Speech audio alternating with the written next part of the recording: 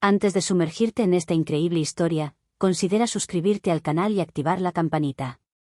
Cada historia aquí tiene algo que decir, y no querrás perderte ni una. En el corazón de África Central, donde las colinas se yerguen como antiguos guardianes de piedra, había un pequeño pueblo llamado Nadie, cuyo nombre, en el idioma local, significaba, donde el alma aún escucha. Aquí el tiempo no transcurría según las manecillas de un reloj, sino al ritmo ancestral de las estaciones, el viento en las palmeras, el canto del gallo y, sobre todo, el rezo.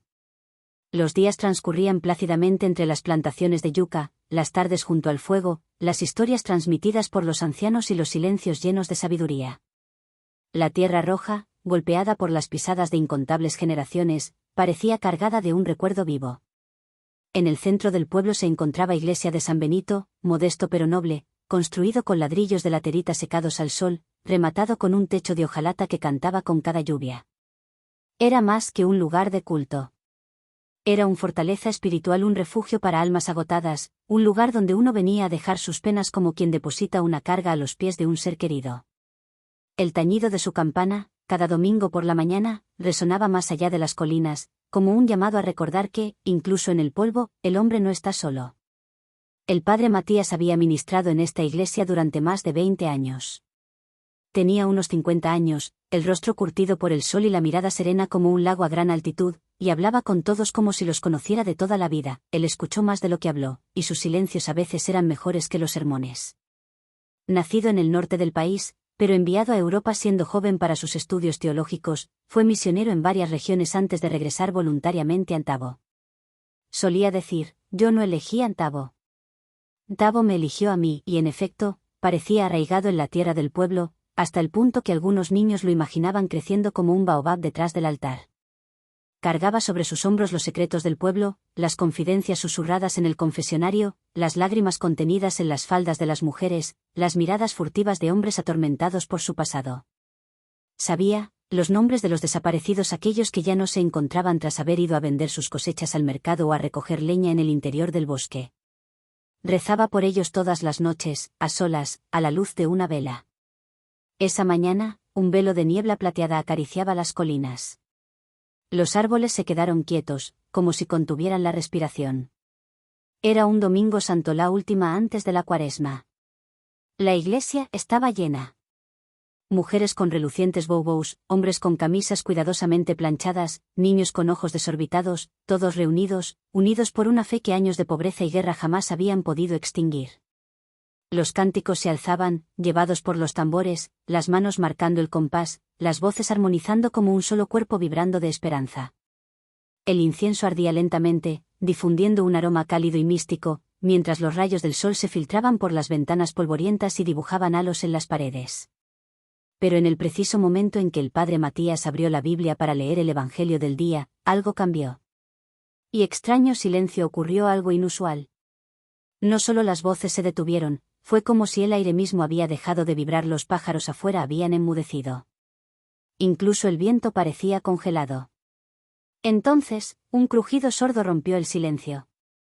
Las pesadas puertas de madera de la iglesia acababan de abrirse solas. Una nube de polvo entró. Las cabezas se giraron. Los corazones latían más rápido. Y allí, él entra. Y león. Pero no era un león común y corriente. Era inmenso, con una presencia casi irreal. Su pelaje brillaba como oro antiguo, no el que se encuentra en las minas, sino el que se imagina en sueños o en las leyendas de los antiguos. Su melena parecía danzar con ligereza, incluso sin viento, como si llevara el fuego de un mundo invisible. Él no rugió. Él no gruñó. La marcha. Con paso lento, pesado y mesurado, como un rey que entra en su reino. No miró a nadie, excepto el sacerdote. Y cuando llegó delante del altar, se detuvo lentamente, se sentó.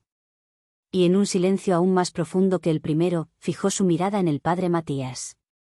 Esa mirada no era salvaje, no era hostil. Era una mirada cargada de significado, como si una palabra antigua quisiera ser escuchada sin palabras.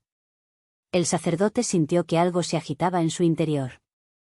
No miedo, una verdad olvidada. A su alrededor, los fieles estaban paralizados. Entre el terror y la fascinación. Algunos se aferraban a sus rosarios. Otros contenían las lágrimas. Algunos niños miraban con la mirada perdida, como si sus corazones ya supieran lo que sus palabras no podían expresar. Y aún así, el león no se movió. Él estaba esperando. El padre Matías sintió algo indescriptible.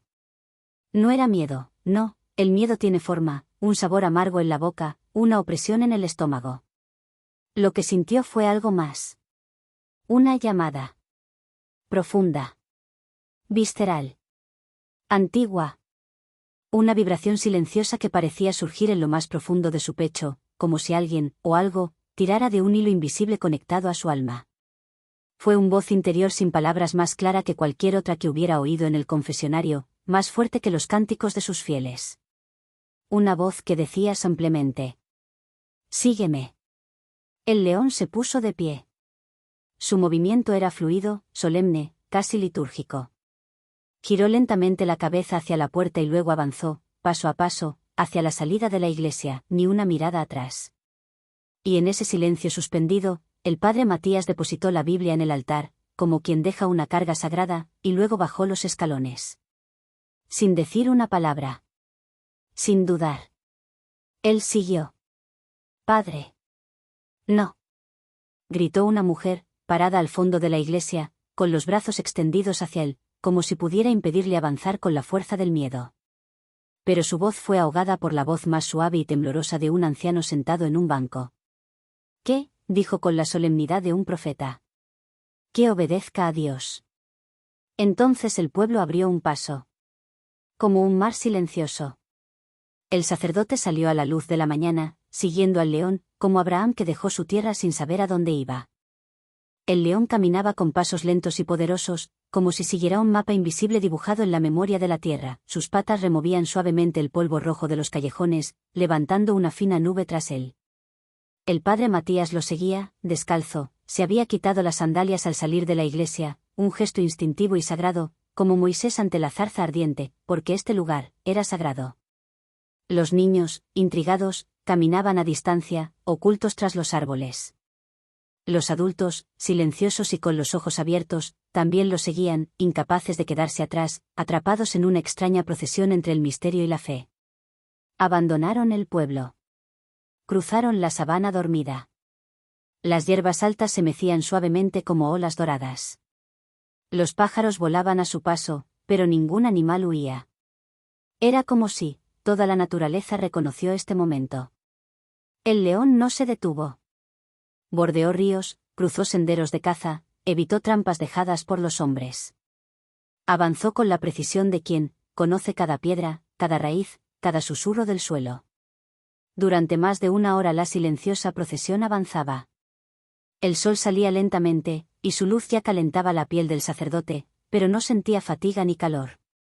No pensó, era plenamente presente, como raramente se está en la vida. Entonces, el león se detuvo. Estaban en el corazón de un claro olvidado, donde el arbusto se abre tímidamente como un secreto que nos atrevemos a revelar. A baobab inmenso se alzaba solo en el centro, con sus ramas como brazos antiguos que se extendían hacia el cielo. El árbol parecía haber estado observando durante siglos, arraigado en una tierra que albergaba historias que nadie había contado aún. Al pie del baobab había un casarse, medio lleno de tierra seca, como una herida cerrada apresuradamente. El león se acercó lentamente y luego se echó. Apoyó la cabeza en sus patas, como un guardián, un observador silencioso. Sus ojos dorados se fijaron en un punto preciso, con una intensidad inquietante. El sacerdote siguió su mirada. Y allí. Él vive. Al principio, creyó estar soñando. Un juego de sombras, una ilusión. Pero no. Una manita. Apenas visible, sobresaliendo de la tierra. Dedos cubiertos de polvo, congelados en un gesto interrumpido. Entonces, una forma, un cuerpo. El cuerpo de un niño. Fue Paz, un niño de 10 años con una enorme sonrisa, desaparecido durante 3 largas semanas. Todo el pueblo recordaba a sus padres, devastados, recorriendo los senderos con faroles, antorchas y voces temblorosas gritando su nombre en la noche. Rogó, lloró delante de las autoridades, delante de los ancianos, delante de Dios. Habíamos buscado en los barrancos, la sabana, los pozos. Habíamos, oró, esperó y luego acusó los vagabundos, los forasteros, los espíritus. Se habían susurrado rumores oscuros, se habían señalado con dedos en el vacío. Entonces, poco a poco, el silencio había cubierto la esperanza como tierra sobre una tumba. Y Amani se había convertido en un más sombra, un nombre susurrado, un tema que se evitaba, por cansancio o por miedo. El padre Matías se arrodilló. Un escalofrío le recorrió la espalda. Conocía ese rostro. Lo había visto en las clases de catecismo, concentrado, atento, curioso. Y allí, alrededor de su cuello, polvoriento pero intacto, todavía colgaba la pequeña cruz de madera tallado a mano que le había regalado el catequista. No había sin duda posible. Entonces un grito surgió de la garganta del sacerdote, pero no fue un grito de dolor. Fue un cri bruto, un grito antiguo, un grito que llevaba no solo la tristeza de un hombre, sino la rabia silenciosa de una verdad sofocada durante demasiado tiempo. Señor, ¿por qué?, susurró, con la voz quebrada y la mirada vuelta hacia el cielo ardiente. Y en ese momento, oyó un ruido sordo detrás de él. Profundo. Antiguo. Él giró la cabeza. El león ya no estaba allí. Había desaparecido. Como una visión. Como un aliento. Silenciosamente. Pero su presencia permaneció en el aire, tan real como una huella en la carne del mundo.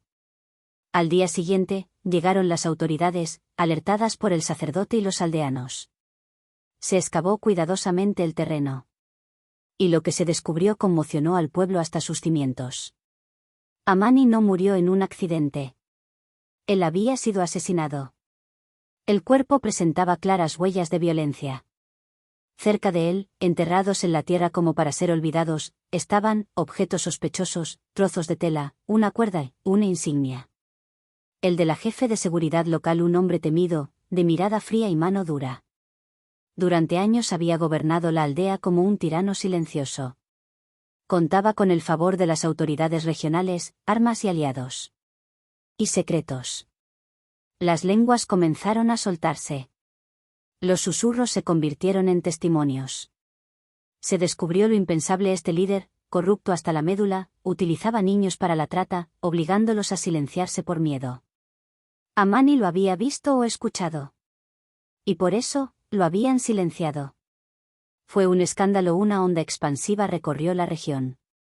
El juicio fue público, largo y tormentoso. La gente se reunía a diario en la plaza del pueblo, escuchando en silencio las revelaciones, las lágrimas, las confesiones. Más que ira, ¿qué carajo? Un despertar. Un despertar espiritual. Los ancianos, conmovidos, hablaron. Contaron lo que pocos aún se atrevían a evocar. En los tiempos antiguos, el pueblo de Entabo estaba protegido por un león blanco, guardián del equilibrio y mensajero de los antepasados. Apareció cuando la justicia fue pisoteada, cuando el silencio se convirtió en veneno. Lo llamamos, la serpiente redentora, el rugido de la liberación. Y todos entendieron entonces que el león que llegó a la iglesia no era, ni casualidad ni locura. Fue el aliento de Dios. Un recordatorio ancestral, despertar de lo sagrado. El padre Matías, sin embargo, nunca volvió a ser el mismo. Su mirada ahora llevaba peso y luz de lo que había visto. Predicaba con más fuerza, pero con menos palabras. Hablaba poco del león, pero todos los domingos, al final de la misa, se quedaba solo un momento, de cara a la entrada de la iglesia. Esperando. Esperando. El león nunca regresó. Pero algo había cambiado. Los niños comenzaron a dibujar leones en las paredes de la escuela, en los cuadernos, en la arena. Nacieron cachorros de león con más frecuencia que en años anteriores en la sabana, y los mayores lo interpretaron como una señal. Y una mañana, al amanecer, un rugido largo, serio, solemne resonó desde las colinas. No se veía ningún león, pero todos lo oyeron. Como una bendición. Años después, al pie del solitario baobab, se colocó una placa, sencilla y digna. Aquí un león reveló la verdad que ningún hombre se atrevió a ver. Que la justicia ruja, incluso en silencio. Y en la iglesia, sobre el altar, un fresco pintado por niños sustituyó al antiguo crucifijo de madera. Ella demostró un león blanco, sentado pacíficamente ante la cruz, con los ojos abiertos, observando.